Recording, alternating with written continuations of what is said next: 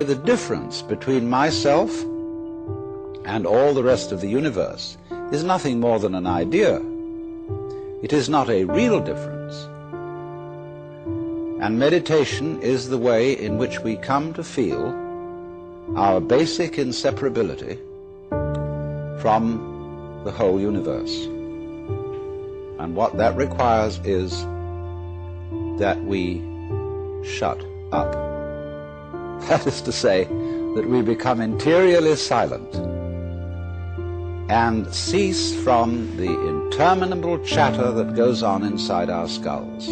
Because you see, most of us think compulsively all the time. That is to say, we talk to ourselves. And I remember when I was a boy, we had a common saying, talking to yourself is the first sign of madness.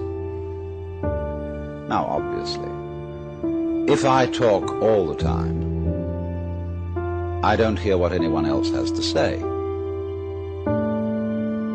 And so in exactly the same way, if I think all the time, that is to say, if I talk to myself all the time, I don't have anything to think about except thoughts.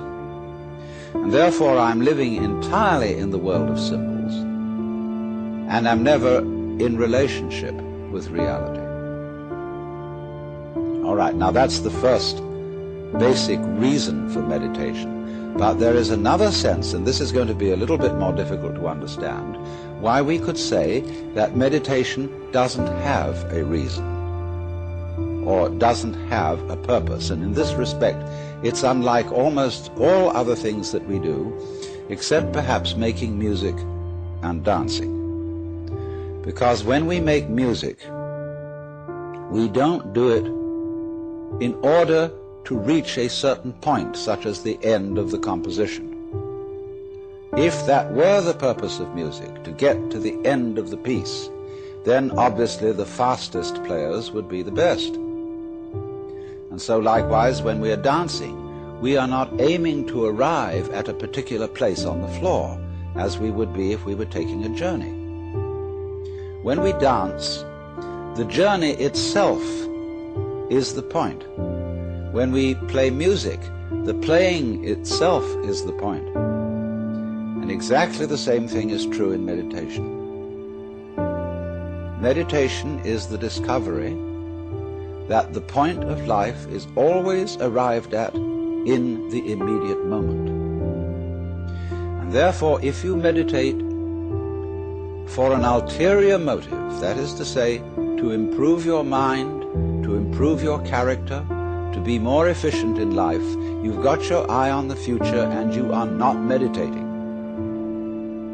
Because the future is a concept. It doesn't exist. As the proverb says, tomorrow never comes. There is no such thing as tomorrow. There never will be. Because time is always now. And that's one of the things we discover when we stop talking to ourselves and stop thinking. We find there is only a present, only an eternal now. So it's funny then, isn't it, that one meditates for no reason at all, except we could say for the enjoyment of it. And here I would interpose the essential principle that meditation is supposed to be fun. It's not something you do as a grim duty. The trouble with religion, as we know it, is that it is so mixed up with grim duties. We do it because it's good for you. It's a kind of self-punishment. Well, meditation, when correctly done, has nothing to do with all that. It's a kind of digging the present. It's a kind of grooving with the eternal now.